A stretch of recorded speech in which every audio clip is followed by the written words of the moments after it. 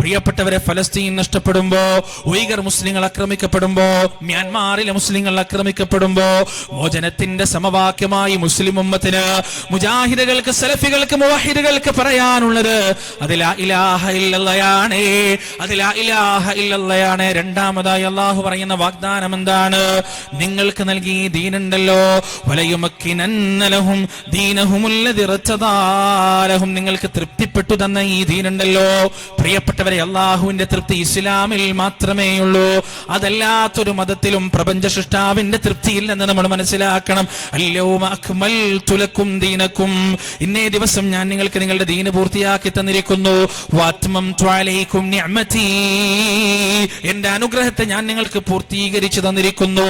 വറദീതു ലക്കുമുൽ ഇസ്ലാമ Dinah, ഇസ്ലാമിനെ നിങ്ങൾക്ക് മതമായി തൃപ്തിപ്പെട്ട് നൽകുകയും ചെയ്തിരിക്കുന്നു. വെറുതെ ഒരു ചരലല്ല, തൃപ്തിപ്പെട്ടിട്ടാണ് അല്ലാഹു നൽകുന്നത്.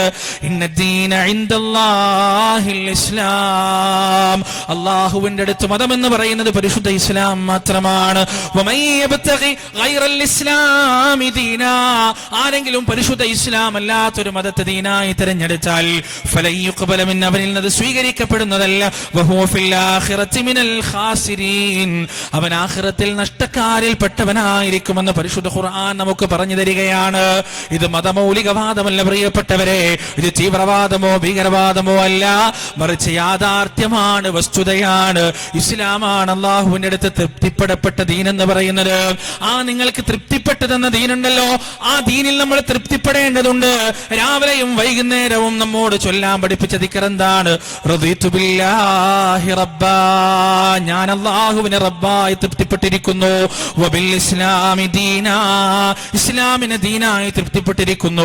വബി മുഹമ്മദിൻ സ്വല്ലല്ലാഹു അലൈഹി വസല്ലം നബിയ, അബ്ദുള്ളയുടെ മകൻ മുഹമ്മദ് നബിയെ ഞാൻ എന്റെ പ്രവാചകനായും തൃപ്തിപ്പെട്ടിരിക്കുന്നു. ഈ ഇസ്ലാമിന് പ്രാബല്യം നൽകാമെന്നാണ് പടച്ച റബ്ബ് പറഞ്ഞത്. ഏത് രീതിയിൽ പ്രാബല്യം നൽകാം? എല്ലാ അർത്ഥത്തിലുമുള്ള പ്രാബല്യം, എല്ലാ അർത്ഥത്തിലുമുള്ള ശക്തി, എല്ലാ അർത്ഥത്തിലുമുള്ള ഇസ്സത്ത്, എല്ലാ അർത്ഥത്തിലുമുള്ള ഉയർച്ച നിങ്ങൾക്ക് നൽകാം തൗഹീദിലൂടെ, ശിർക്ക് ഒഴിവാക്കുന്നതിലൂടെ. യഅ്ബുദൂനനി എന്ന് മാത്രമല്ല കേട്ടോ പടച്ചവൻ പറഞ്ഞത്, ലാ യുശ്രികൂന ബി ശൈആ, എന്നിലൊന്നിനെയും ശിർക്ക് ചെയ്യാതെ നിങ്ങൾ ജീവിക്കാൻ തുടങ്ങിയാൽ നിങ്ങളുടെ മതത്തിന് ഞാൻ പ്രാബല്യം നൽകാം.